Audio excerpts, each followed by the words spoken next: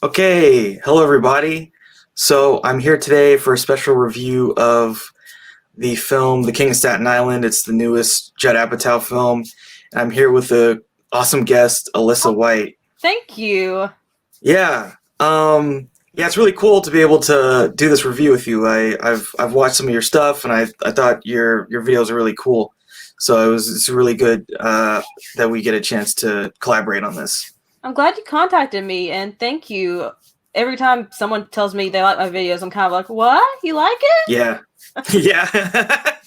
Feel like, oh, I'm just putting it out into the ether and see what happens, right? So yeah, why don't you tell people a bit about yourself and like what are the things you do on your channel? So I'm just basically a major geek. I love watching movies and TV shows, reading, playing video games, collecting stuff. And on my channel, I just kind of resurrected it recently, but I like to talk about movies and my collection. I'm going to go into that because I have a pretty impressive and probably way too big collection of movies. But I also talk about games and the other stuff I mentioned. And I'm just having fun with it. So I'd love if you join me on it, but you're not obligated to. I'm not forcing you to. Yeah, I mean, you got a lot of good stuff. Like you recommend stuff from everything, like video games and toys and books. So yeah, it's just like a lot of great stuff. Oh, thank you. Yeah, people should definitely check you out. Yeah, so we're gonna talk about The King of Staten Island. So this is a film. This was directed by Judd Apatow, and it was written by Pete Davidson and Judd Apatow, and there was one other writer. And Pete Davidson stars in this film. Mm-hmm. And so this film is about, so Pete Davidson's character, his name's Scott Carlin, and he's sort of like, you know, the lonesome millennial type. Yeah, he's a stoner. He still lives with mom. He really wants to be a tattoo artist, but he's stuck working as a waiter. Yeah, and he's just like he's struggling with this thing with his dad. So his dad like died. His dad was a firefighter, and that's sort of what he's dealing with, and that that kind of goes over into some like emotional issues that he has, and so that affects his relationships, that affects his ability to sort of move on and, you know, kind of, I guess, have a different life and succeed. Yeah, and that's a lot of the film. But yeah, at the very beginning, he's just like, you know, and he's got the typical stoner friends. They're just like playing video games and like, you know, they kind of, you can tell they're not really going anywhere in their lives. Yeah, I mean, they're very let's just say juvenile. Yeah, they're super juvenile. Yeah. And they just go from doing one juvenile thing to the next. And so one of the cool things we see, like, sort of early on in the film is, like, so he has all these tattoos, right? Mm-hmm. And he's tattooed himself, like, everywhere. Sleeves, chest, back. He had, like, one of the ones I like, he had, like, the Mars Attacks alien as a tattoo. I think those are all his actual tattoos in real life, so. That is crazy. That is interesting. Yeah, I mean, this film is it feels very autobiographical for Pete Davidson. Like, it feels like it's like, it's just about him, but like there's a veneer of sort of, you know, there's a narrative or something there, but it's really just like these things in his life that really affected him. I mean, his character's even named after his father. So yeah, that was a good catch that you noticed that. I mean, yeah, it's totally just about his life. So yeah, what would you say was like your favorite of all the tattoos that he had? Honestly, I didn't pay attention, but I did notice the Mars Attacks alien. So I'd probably say that because I do like that movie. But I wasn't really paying attention to all the tattoos. Yeah, he had one. It looked like the shark from Jaws or something like that. Oh, that's cool. Yeah, well, it was. It's just like a shark, like protruding out of like the water or something on his body. It was really wild. So yeah, and like he suffers from like ADD and like, you know, there's a lot of issues with his character up front. But despite that, he's sort of like is carrying on this relationship with this one girl. I forget her name. Kelsey. Yeah, Kelsey. So him and Kelsey, they have this like relationship, but he can't commit. That's his problem. He can't commit to her. And because of that, he's like, well, I think, she wants it to be a real relationship, but he kind of just wants it to be like this kind of, friends with benefits kind of thing, or like not have to like really sort of make the jump of saying, yeah, I want to be with you. Yeah, and he even mentions the fact that they were friends growing up, and he's like, if we were to date, it'd be like I was dating my sister, and that'd be weird, and yeah. Yeah, and so she's not happy with that, and that's one of the major plot conflicts in the film is like, what's he going to do with Kelsey? Like, is he going to get with her, or is he just going to continue this sort of inability to commit, this non-committal stuff? So yeah, another thing that kind of happens early on is like his sister is younger, and his sister's played by Judd Apatow's daughter, Maude. Maude Apatow. I know too much. Yeah. So she is about to go off to college, and it's just like a good reminder of the fact that he's just like stuck. Like his character didn't graduate high school, didn't go to college, really hasn't done a lot. I mean, it seems like it's because of the issues that have happened in the past, but he's then roped into going to this graduation party, and it's just all a reminder of the things that he hasn't done in his life, and he's like kind of forced to be in this situation. He's not really happy. And that kind of, and then he like later has a date with Kelsey, and then he's just like offhands talks about like, oh yeah, I had to go to this party and it sucked or whatever. And then she's mad because he didn't invite her to go. Yeah. So he's in even deeper trouble now because she's mad at him too. So like his life is, not great. Yeah. I don't really know if it's considered a spoiler. I don't think most of the movie's not really a spoiler, to be honest. But his mom, who is played by Marisa Tomei, which I thought she was wonderful, because she starts dating this guy that Pete Davidson's character, Scott, he is looking after his kids, but he hates the guy. The guy's played by Bel Burr, the comedian. He was also really good in this movie. And it's just him having to deal with the fact that his mom is starting to move on from his dad. And for me, that was something I connected with because I'm a child of divorce. And, having to see your parents with a new partner is really jarring at first.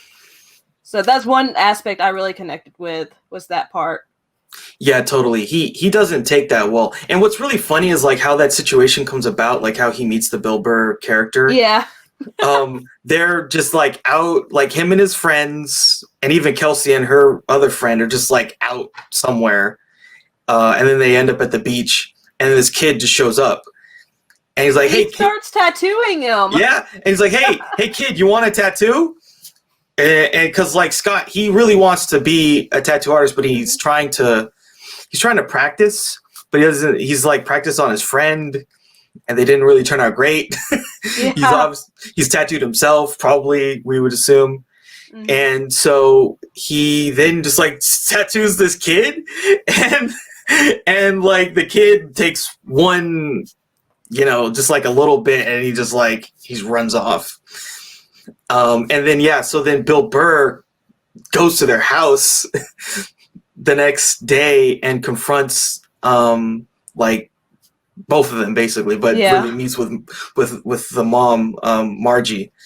And he's like, what your son did to my kid, blah, blah, blah. That was a pretty good scene, I thought, when Bel Burr like showed up at the house. I definitely felt like from that scene, we were going to see more of that relationship between the two of them, between Ray Bishop, who's played by Bel Burr, and Marisa Tomei. It just felt like they were a match. Yeah. Yeah. So and Scott does not take this well at all. Oh, no, not at all. Yeah, he's really like kind of distraught over that whole situation. And he does some pretty childish things because of it. Yeah, he gets super childish. Well, I think we'll talk about that in like the spoiler section because there's some fun stuff that he does. Yeah. to like he comes up with a plan, right? On how to fix this situation. So yeah, let me see what else I'd want to talk about. Yeah, so the stuff with the dad is a problem, and then like the stuff with the relationship with the mom is a problem. And I guess the only other thing to really talk about is there's some point where he kind of, so Scott has to like move out of the mom's house. And again, this is another thing he doesn't take well. And they're like, you got to find somewhere to stay, or you got to get a new job or something, right? Yeah. They don't really give him a lot of options. They just say, oh, well, and it's really funny the way that the mom puts it too, because she tries to do it in a really sweet way, but it's like, no, you have to move out like within a couple months, basically. Yeah. Yeah, it's really messed up. But yeah, and then he ends up like becoming more friendly with the Bill Burr character because of that. So yeah, I guess we can like go into the more spoiler stuff. Okay. So when the relationship sort of starts to heat up with Ray Bishop, so Scott decides to like befriend Ray's ex. Oh yeah, played by Pamela Adlon. Yeah, so she was like in a lot of the Louis C.K. stuff, right? Yeah, she was. Yeah, that's where I recognized her from. So she's like she just spills the tea on her. And it's great. It's really funny. She's like, "Oh yeah, he's like he's homeless and like he's a degenerate gambler." She's like, he doesn't want to see his kids. Yeah, she says like he's actively trying to not have to take care of the kids. He's like, he only wants them on Wednesdays and Sunday nights. Yeah. He's like, who wouldn't want to have them all the time? He's like, that girl sang a Barbra Streisand song and she sounded better than Barbara. Yeah. That was really funny. That scene was great. And yeah, he just hangs out with her, and then he like, they smoke weed and drink wine, and then boom. The thing is, Ray hates weed, so he's like, he's gonna smell it on me, and Pamela Adlon's character's like, I don't care, I hate Ray. Yeah. That stuff was great. That scene was really good. And so then so Scott tells all this to his mom, and then the two of them have a fight at his house, and like there's some more conflict. But it doesn't really work the way Scott wants it to. He ends up getting thrown in a pool. Yeah, he wrestles with Bill Burr and loses, unsurprisingly.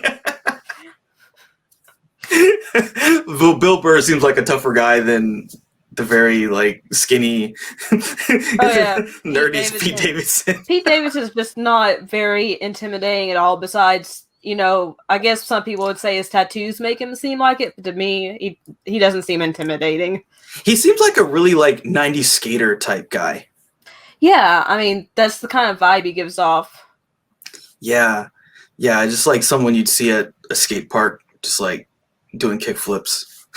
Yeah. So the other thing that happens too is, so his friends, they have this just ridiculous scheme where they're going to rob like a drugstore. Yeah. And I believe that they've done it multiple times. And so they're like, oh, well, we need you to be the lookout. So at some point he agrees to do it. They go to rob the store, and of course it goes incredibly wrong. But his ADD like kind of catches up to him, and while they're robbing the store and he's supposed to be lookout, he's like on his phone playing video games and stuff. And so he's not even really able to help them. And so they get caught in the store, and then the store owner like pulls a gun on them, and they get caught by the police. and Well, the arrested. thing is, though, he kept calling them while they were in Yeah. the place, and the guy kept hearing the ringtones going off. Yeah, it was really funny. Like, he just like didn't handle the situation well at all. But fortunately for him, he didn't get arrested. Just his friends got arrested. Yeah, he just threw everyone else under the bus. Yeah. It's funny. Like, there's a scene where he like meets with his friend in prison, and he's like, hey man, you didn't really look out for us. I'm not gonna snitch, but you're the lookout that didn't look out. And then Scott's like, hey, so can I like stay at your place? And he's like, no, you can't stay at my place. You can't come here while I'm in prison. Like, I didn't rat on you, and you're gonna stay at my place while I'm stuck here. But you will take care of my cat. He told him to take care of his cat. And he's like, make sure Sprinkles gets plenty of food. Yeah, that was really funny. So, but again, this is like another problem. So now his friends are gone. He's getting kicked out of his house. His mom is moving on. Like, there's another scene later on where he comes back to the house, and all of the stuff in the house is different. Like, they like redesigned the house, and there was this sort of shrine built for his dad, and that was moved out. They kind of put it away. And so, yeah, that was another thing that was very kind of traumatic for him. Oh, definitely. So yeah, he doesn't take that well. And so a little bit earlier in the film, like it was so there's a couple things that were revealed. So Scott's dad died in a fire that was it was like a hotel fire. And so like the hotel collapsed, and that's how he died. And also Ray knew Scott's dad. Because Ray's a firefighter as well. Yep. He's a firefighter. I think they do a similar role as well. Yeah. They're both like ladder men, as it were. So yeah, and I guess sort of out of desperation, there's a couple funny scenes where like where Scott's just like sleeping in people's front yards or something. Yeah. There's like a scene where he's like sleeping on someone's hammock, and then the guy's like, hey, what are you doing? It's like, oh, I'm sorry, I thought this was my house. I thought that was pretty funny.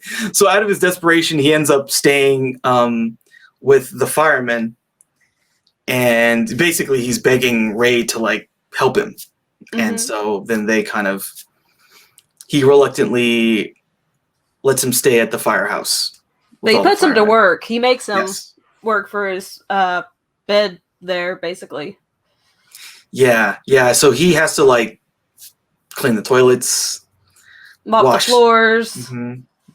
Yeah, wash the fire engine. He has to do all this stuff, but it sort of becomes this thing where he's sort of finally, I don't know, he's finally able to like find himself. And one of the things I found interesting about this film is like it's almost like the fireman thing is like a legacy.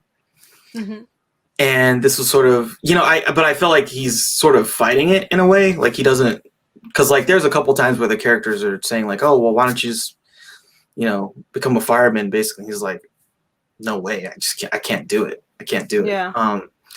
But this was him sort of like embracing that thing, that sort of the legacy and the sort of the thing that his dad did in a way that felt, I guess good for him, or it worked for him.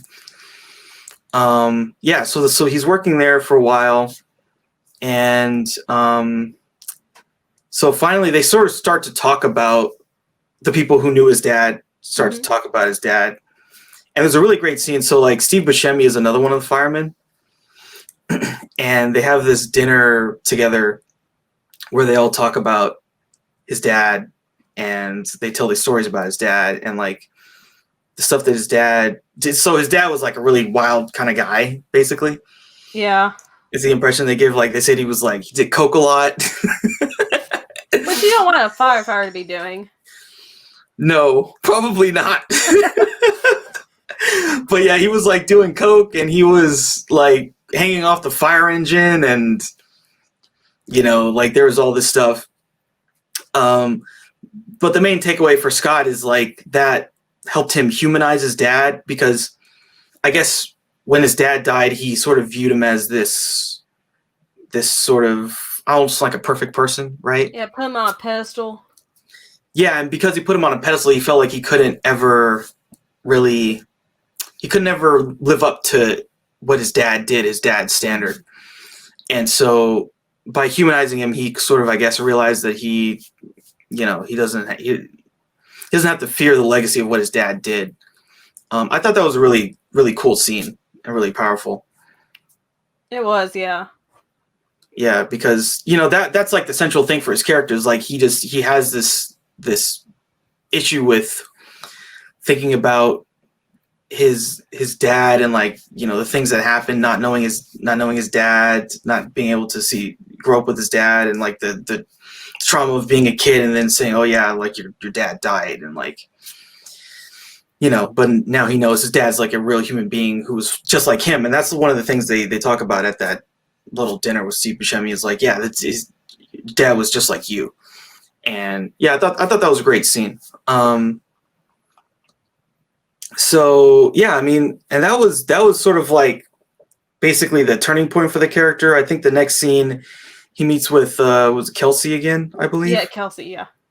And so Kelsey is like, she wanted to become like a city planner or something like that. And the two of them meet up again, like they're taking the ferry to New York City, I think. And he's like helping her study for the test, and then he finally kind of like says like, hey, I want us to be together. Yeah, he's kind of like, I've loved you for a long time now. Yeah. And then she's like, can you wait for me while I do this interview? He's like, yeah, sure. How long is it going to take? And she's like, 3.5 hours.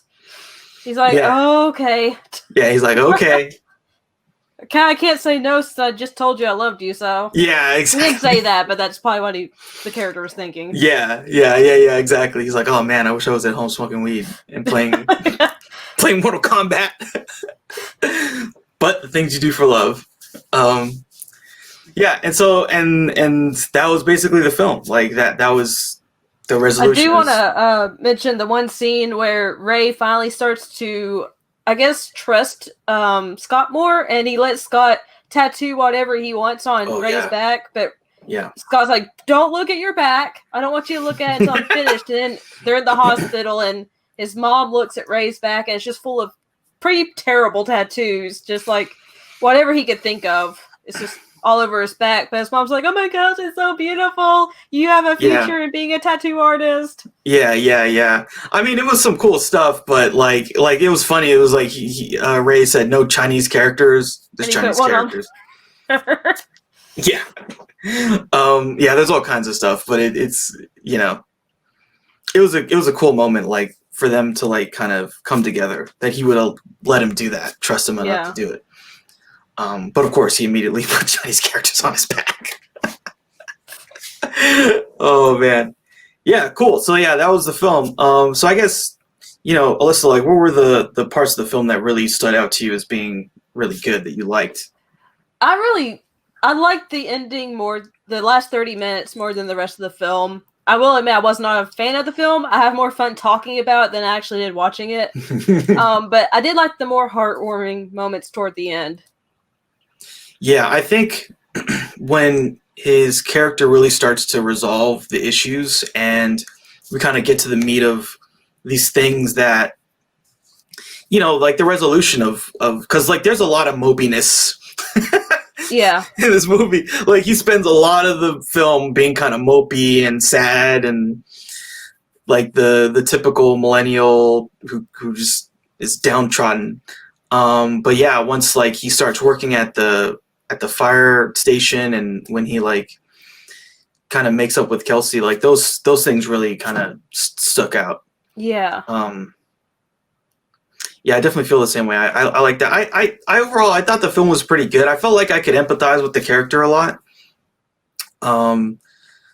Because I mean, that's what this film is. Like, if you can't really be down with this character, I think you're probably not gonna like it. And I've heard a lot of people say they felt like the film was too long. Did you feel like the film was too long?